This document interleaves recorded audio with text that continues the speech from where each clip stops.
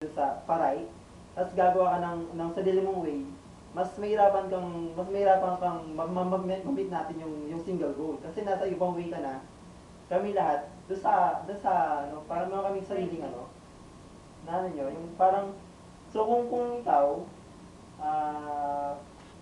mararamdaman mo siya na ano, better na bumalik ka na doon sa kung saan yung way ng mga katim mo.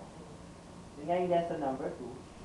Sabi yung lesson number 2. By staying in the tune and united besides those who are going in the same direction and effort will be left, it will be easier and pleasing to reach the goals.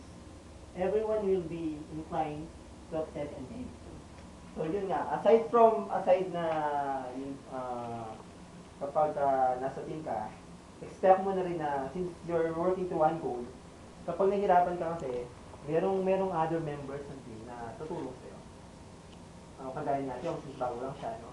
Di naman natin masabing nag-iba siya ng goal, nag-iba siya ng way. Kasi natin sa kaya, nagtutulungan siya. So, masabi natin na nung pumasok si Ate Yong sa team, kung paano yung goal natin, parang sumabay siya doon kasi nagsisik pa rin siya ng help sa atin eh. So, hindi siya gumawa ng sarili niyang struggle or sarili niyang para lang isang opera.